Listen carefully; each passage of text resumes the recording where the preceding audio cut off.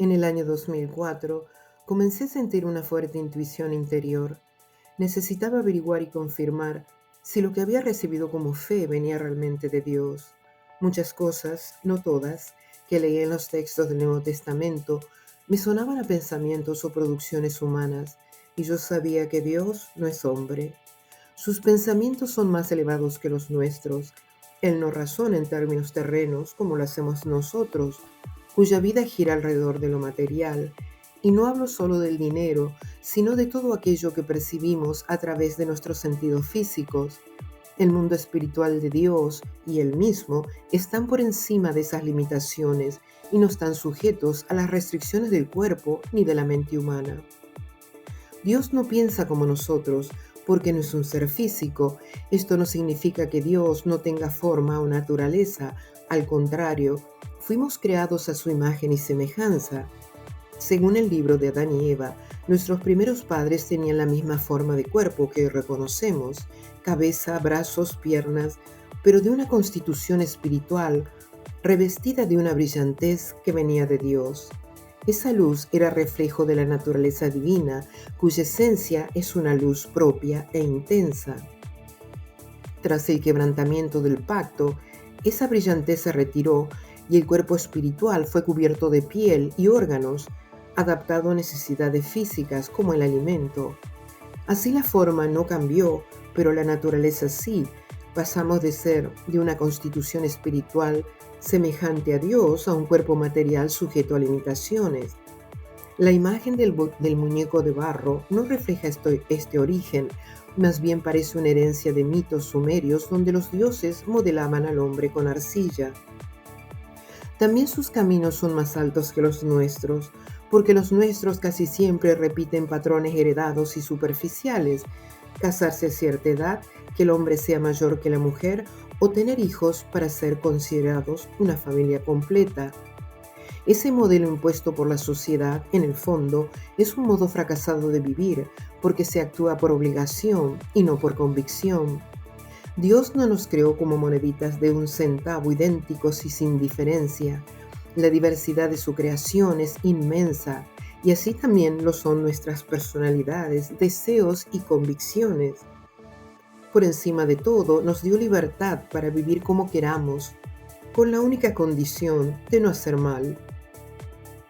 Quien vive en equilibrio entre el espíritu y su condición humana se convierte en cabeza de su propio destino, libre de las imposiciones sociales para decidir lo que realmente quiere y lo que más le conviene. Relacionado con esto, personalmente, creo que algunos mensajes que entregó Jesús no se han entendido correctamente, justamente por nuestra forma limitada de ver o entender las cosas, es decir, por nuestro entendimiento terrenal. Jesús dijo varias cosas que no fueron comprendidas en su verdadero sentido. Por ejemplo, afirmó: las zorras tienen guaridas y las aves del cielo nidos, pero el Hijo del Hombre no tiene dónde recostar la cabeza. Nuestra mente casi de inmediato acomoda este pasaje a la idea de que seguir a Jesús no es un camino de prestigio ni de seguridad material, sino que implica renunciar a la comodidad y a los apoyos que incluso los animales tienen. Pero, ¿era eso lo que realmente quería decir? Jesús conocía las escrituras de su tiempo y en ellas el pacto de Dios con Israel, que incluía la promesa de abundancia material. Sin embargo, en nuestro entendimiento terreno, lo interpretamos como si se enseñara que seguirlo significaba llevar una vida ascética en un mundo físico y colocando el espíritu en oposición al cuerpo. Jesús no estaba atado a las normas ni las tradiciones sociales de su tiempo, esas costumbres heredadas que con el paso de las generaciones se volvían caducas. Lo demostró en varias ocasiones y por eso fue muy criticado. Conversó en público con la mujer samaritana, rompiendo barreras de género y etnia. Se hospedó en casa de Zaqueo, un recaudador de impuestos, y compartió mesa con publicanos y pecadores, despreciados por la sociedad de su tiempo. Jesús ignoraba deliberadamente esas convicciones sociales. Efectivamente, Jesús eligió otro camino, vivir en verdadera libertad, guiado por el Espíritu, lejos de los patrones humanos repetidos sin sentido. Entonces, quizás su comparación drástica no exaltaba la carencia, sino la diferencia entre una vida repetida bajo patrones humanos y una vida guiada por la libertad del Espíritu. Es sabido entonces que Jesús no se sentía sometido a muchas de las convicciones sociales. El Evangelio de Felipe, un texto antiguo descubierto en Nag Hammadi, lo presenta de un modo diferente. La compañera del Salvador es María Magdalena. Cristo la amaba más que a todos los discípulos y la besaba a menudo. El término usado es koinonos, que significa consorte o compañera íntima. Dicho en palabras simples, María Magdalena era su mujer. Según el Evangelio de Felipe, María Magdalena no era únicamente la mujer de Jesús, sino también su discípula más cercana. Esa doble condición, mujer y seguidora con un lugar de privilegio, rompía con las jerarquías religiosas de su tiempo, donde las mujeres no solían ocupar posiciones de autoridad espiritual. Es cierto que los especialistas sostienen que este evangelio no fue escrito por el apóstol Felipe, pero eso no le quita valor, porque muchos de los escritos del Nuevo Testamento también son anónimos o seudónimos. La carta a los Hebreos no menciona autor, varias epístolas atribuidas a Pablo fueron escritas por otros, y los evangelios de Mateo, Marcos, Lucas y Juan fueron compuestos de forma anónima, y solo más tarde se les puso ese nombre. Es así que, pensando en mi vida espiritual, me embarqué en una búsqueda para confirmar si lo que había recibido como fe venía realmente de Dios, teniendo en cuenta que lo que estaba en juego era mi vida espiritual. Estaba segura de que iba a encontrar lo que buscaba en las Escrituras. Me armé de valor porque la religión infunde miedo, y puse toda mi confianza en que mi relación con Dios me protegería de equivocaciones inadvertidas. Lo que encontré me sorprendió muchísimo. He compartido con ustedes mis descubrimientos y reflexiones en el área de la religión, de las leyes del ritual hebreo y su influencia en la creación de la religión que se formó después de la muerte de Jesús, y otras más relacionadas. Mientras investigaba, me encontré con el fascinante mundo antiguo de la Mesopotamia y de las primeras generaciones hebreas. Samuel Noah Kramer tituló uno de sus libros La historia comenzó en Sumeria, y los propios sumerios lo afirmaban en sus tablillas. Con sus dioses se levantaron ciudades, floreció el comercio y aparecieron reyes y sacerdotes. Pero nuestra verdadera historia no comenzó en Sumeria, sino en el cielo. Uno de los escritores del libro de Enoc lo reconoce al decir: yo deseaba vivir allí y mi espíritu anhelaba esa morada. Esa era desde antes mi herencia, tal y como había sido establecido para mí ante el Señor de los Espíritus. Y en la vida del libro de Adán y Eva se lo explica con todas las letras. Esta es la parte de nuestro origen espiritual que nuestra condición humana, a través del ego y de la mente no transformada, junto con poderes espirituales de oposición, buscan impedir que recordemos. Pretenden que no conozcamos nuestro verdadero comienzo y que no podamos volver a él. Si lo lográramos, la voluntad de Dios se haría en la tierra como en el cielo. Si la voluntad de Dios se cumple en la tierra, no todos saldrán ganando. Hay quienes no forman parte de nuestro campo y se esfuerzan por impedirlo, porque saben que ese cumplimiento marcará el comienzo de su final. ¿Algunos de ustedes han investigado los orígenes de su familia? Descubrir de dónde venimos y cómo vivieron quienes nos precedieron nos recuerda que nuestra historia no empieza en la pequeña realidad que nos rodea, sino que forma parte de algo mayor con verdadera continuidad. Y esa mirada cambia la perspectiva. No es lo mismo fijarse en un arbolito que contemplar el bosque entero. Cuando hacemos este ejercicio comenzamos a entendernos más, a ver cómo la historia del mundo fue pasando a través de nuestros ascendientes y lo importante que es saber que en ellos nosotros también la vivimos porque hemos nacido de sus lomos. Pero esa es la indagación de nuestras raíces terrenas. No son muchos los que se atreven a indagar sobre nuestras raíces espirituales. En cierta forma, se puede hacer un paralelo entre la historia espiritual de nuestra creación y la terrena.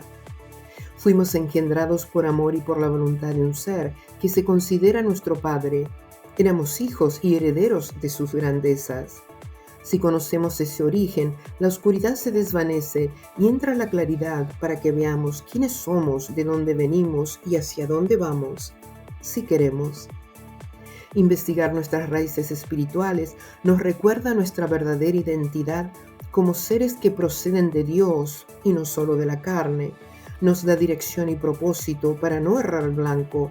Abre los ojos para discernir entre lo que viene de Dios y lo que son invenciones humanas. Fortalece nuestro espíritu frente a las fuerzas antagónicas que intentan desviarnos.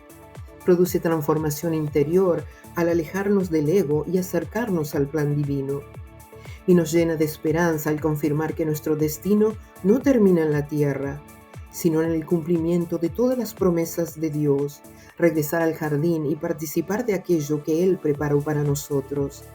Cosas tan maravillosas que nuestros ojos nunca han visto, ni nuestra mente ha imaginado. Finalmente, nos capacita para cumplir el propósito de hacer la voluntad de Dios en la tierra como en el cielo, que es la meta final del plan divino. El linaje de Israel nos transmitió los orígenes de la raza humana. Otras culturas antiguas también tienen relatos de creación semejantes al Génesis, pero la mayoría están envueltos en mitos muy adornados y fantasiosos. En cambio, la tradición hebrea nos dejó una versión más sobria y clara, aunque incompleta, sobre nuestro origen. Y nosotros, herederos de la cosmovisión judeocristiana, tenemos además eso que muchos llaman locura, la fe, la convicción segura de que las promesas de Dios se cumplirán. No nacemos al azar. Dios imagina y piensa nuestro nacer, nuestras virtudes y nuestra existencia. Entonces, ¿nuestra vida está predestinada? En cierta forma sí, pero hay un punto clave. El plan de Dios puede resultar difícil de cumplir si no estamos en sintonía con Él. Esa sintonía es su voluntad. Cuando Adán y Eva fueron exiliados del jardín del reino por su rompimiento con el pacto, Dios advirtió a Adán que viviría en una tierra llena de dificultades, porque ellos no estarían solos aquí. Había otros que tratarían de alejarlos del amor de Dios, de impedir que se cumpliera su propósito, y si pudieran, de destruirlos. Lo mismo sucede con nosotros. Si no nos ponemos de acuerdo en hacer lo que Dios diseñó para nuestras vidas, entonces estamos desalineados, no tenemos protección y su plan no se cumple. Si Dios nos dio un talento claro, como para los negocios, pero lo dejamos de lado solo por seguir a alguien más, nos salimos de su plan. La bendición no está en modas ni en compromisos sociales, sino en vivir lo que Él pensó para nosotros. Podemos elegir otra cosa, somos libres para hacerlo, pero esa libertad no siempre conduce a lo mejor. La verdadera prosperidad material y espiritual se manifiesta cuando permanecemos en la dirección que Dios trazó y seguimos unidos a la fuente. Si no nos reconciliamos con el Creador, las fuerzas que existen en la tierra y que no vienen de Dios harán todo lo posible para que erremos en el blanco, para que no cumplamos nuestro destino y para que no recibamos las bendiciones que Él preparó para cada uno de nosotros. Una mala elección también trae problemas que no deberían estar en nuestra vida. En cambio, si somos mansos a la guía de Dios, tenemos protección de no tomar decisiones equivocadas. Venimos a esta tierra con un objetivo y con una meta. El objetivo primero es que seamos salvos. Nuestro verdadero yo es espiritual y el habernos dado un cuerpo físico nos permite alcanzar esa salvación si así la aceptamos y lo permitimos. Toda esta vuelta que tiene que hacer Dios es consecuencia de nuestra testarudez y de nuestro orgullo desmedido al no querer aceptar la realidad de lo que somos, seres creados que necesitamos de nuestra relación con Él para alcanzar la madurez espiritual. La madurez de nuestro cuerpo físico se alcanza con elementos naturales, pero la del espíritu solo con el Espíritu de Dios. Por eso Él nos prometió que nos los daría cuando nos reconciliáramos con Él, aunque eso es recién el comienzo del recorrido. El propósito entonces es volver a nuestra naturaleza espiritual. Ese es el proceso de la transformación, a la inversa de lo que les ocurrió a Adán y Eva. Ellos pasaron de la grandeza espiritual a la limitación de un cuerpo físico. Su caída fue un descenso de la vida en el jardín a la vida en el exilio, de la plenitud espiritual a la condición humana, sujeta al dolor, al cansancio y a la muerte. Ese fue el camino hacia abajo. Nuestro trabajo, en cambio, es recorrer el camino opuesto, volver a lo que fuimos en el principio y recuperar nuestra verdadera naturaleza. La transformación que necesitamos es a la inversa de la que ellos vivieron, de la oscuridad que nubla nuestra identidad a la claridad, que nos recuerda a quiénes somos realmente. El proceso no es automático ni forzado. Dios no nos obliga. Es un camino de elección, de mansedumbre, de reconocer que solos no podemos alcanzar lo que se perdió en el jardín. Y es también un proceso de maduración, aprender a vivir como seres espirituales dentro de una condición humana, hasta que la espiritualidad venza definitivamente sobre la fragilidad de la carne. Dios creó a nuestros primeros padres en los cielos y los puso en un jardín que era una extensión de su reino. Allí estableció con ellos un pacto, no involucrarse con el mal, un compromiso que aún permanece. Pero al salir a merodear fuera del jardín, el transgresor, usando una serpiente, engañó a Eva y los llevó a perder el poder con el que habían sido creados. Hay mucha enseñanza acerca de nuestra naturaleza humana en los sucesos del principio. Muchos de nuestros comportamientos tienen su raíz en el Génesis. El ángel caído usó la palabra de Dios de manera torcida, como si escondiera un sentido oculto que él venía a revelar, y así engañó a Eva. Ella a su vez fue manipulada y luego manipuló a Adán, y él, en lugar de mantenerse firme y decir «eso no lo haremos», eligió seguirla, mostrando una completa falta de firmeza.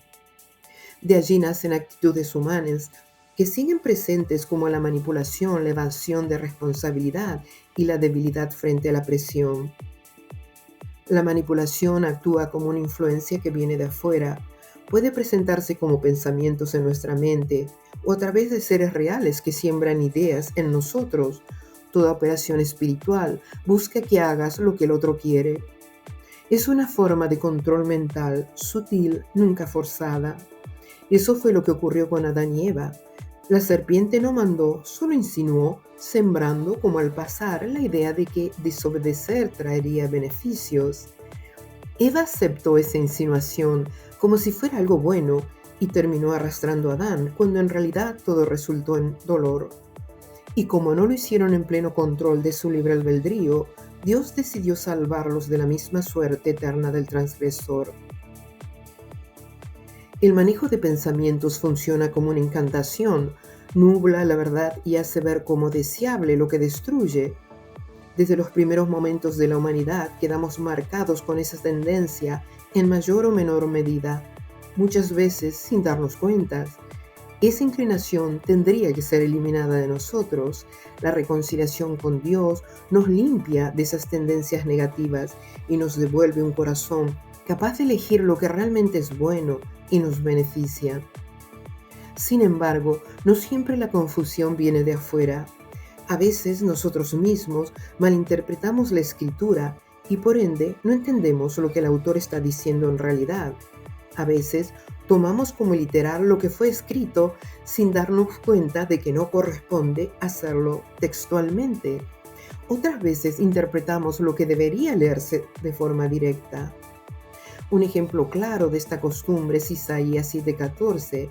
La señal de que un alma, una palabra hebrea que significa joven, daría a luz, era para el rey Acaz como prueba inmediata de que Dios estaba con Judá.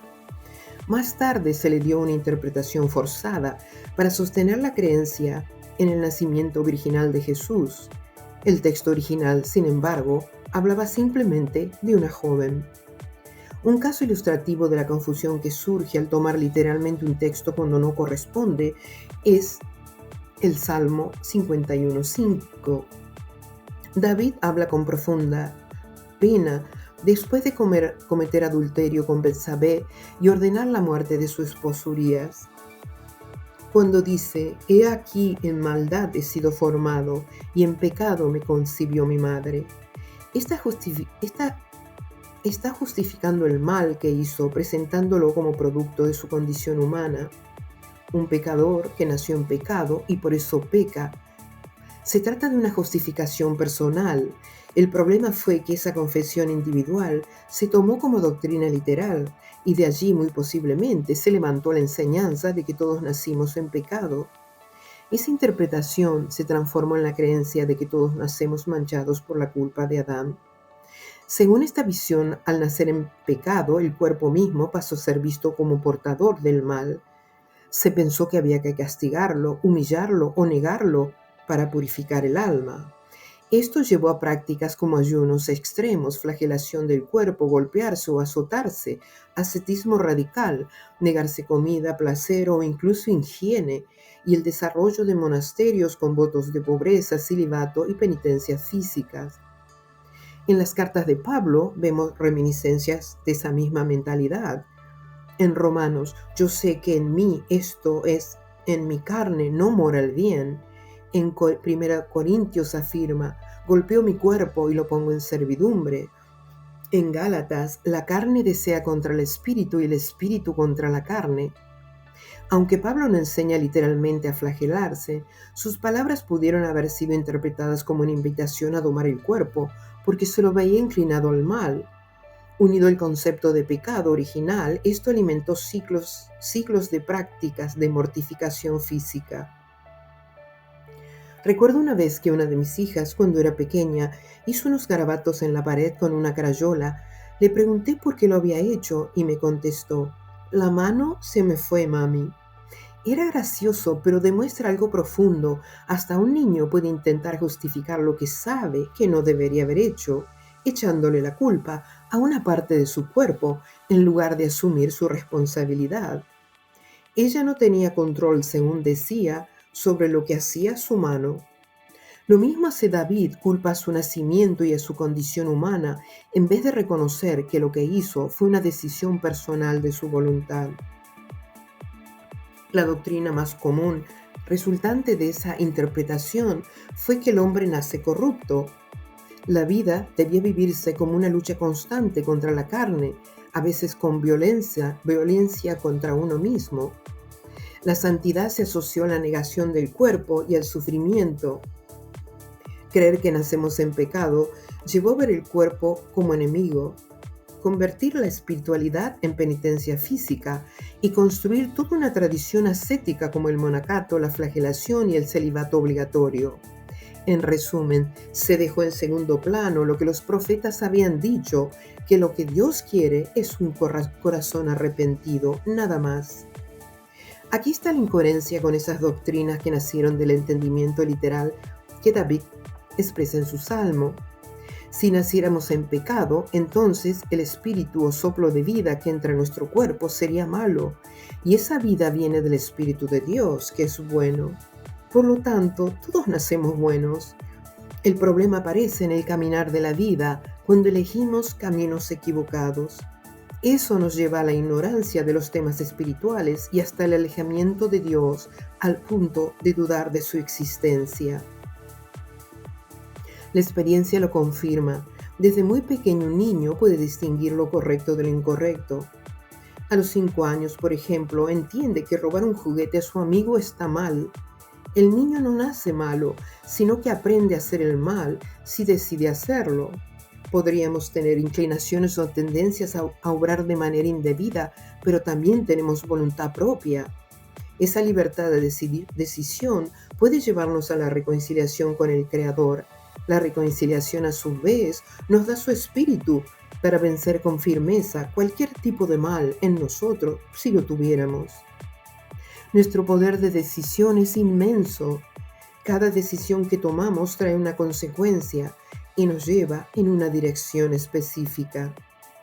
En cuanto al cuerpo, es solo un instrumento donde vive nuestro yo espíritu. Ese cuerpo no se mueve por sí mismo, está en activo hasta que lo dirigimos.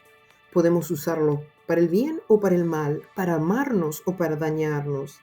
El mal se manifiesta en acciones y esas acciones nacen de una decisión interior. Todo comienza en un pensamiento, se afirma en la voluntad y se manifiesta a través del cuerpo. Pero el cuerpo no es malo, podemos usarlo para hacer el mal, que es distinto. Todo lo que hemos visto nos recuerda que no somos simplemente cuerpos que nacen, crecen y mueren como cualquier ser del reino animal.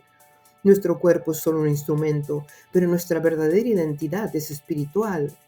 Y si todo comenzó en el cielo, allí también está nuestro destino.